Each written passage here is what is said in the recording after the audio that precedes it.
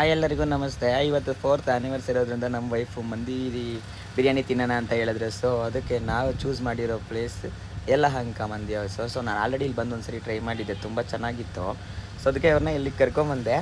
ಬಂದಿದ್ದ ತಕ್ಷಣ ಒಂದು ಸಲಾಡ್ ಕೊಟ್ಟರು, ಒಂದು ಮಯೋಮಿ ಕೊಟ್ಟರು, ಸೊ ಹಾಗೆ ನಾವು ಒಂದು ಚಿಕನ್ ಬಿರಿಯಾನಿ ಆರ್ಡ್ರ್ ಮಾಡಿದ್ರಿ, ಪೆರಿ ಪೆರಿ ಎಲಫಂಟ್ ಚಿಕನ್ ಮಂದಿ ಅಂತ. ಸೊ ಅದು ಬಂದಿದ್ದ ತಕ್ಷಣ ಅದು ನೋಡೋದಕ್ಕೆ ತುಂಬ ಚೆನ್ನಾಗಿತ್ತು. ಸೊ ಹಾಗೆ ನಾವೆಲ್ಲ ಪ್ಲೇಟ್ಗಳಿಗೆಲ್ಲ ಸರ್ವ್ ಮಾಡಿಕೊಂಡು ನಮ್ಮ ಬಾಸ್ ಅವ್ರು ಬೇರೆ ಬಿರಿಯಾನಿ ತಿಂತಾಯಿದ್ರು.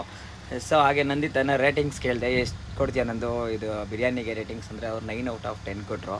ಅವ್ರು ಆ್ಯಕ್ಚುಲಿ ಟೇಸ್ಟ್ ಒಪ್ಕೊಳ್ಳೋದೇ ಜಾಸ್ತಿ ಕಮ್ಮಿ ನಾನು ನೋಡಿರೋ ಹಾಗೆ ಒಂದು ಫ್ರೈಡ್ ವಿಂಗ್ಸ್ ಅಂತ ಆರ್ಡ್ರ್ ಮಾಡಿದ್ರು ನಮ್ಮ ವೈಫವರು. ಅದು ನೋಡಿದ್ರೆ ಈ ಥರ ಬಂದಿತ್ತು.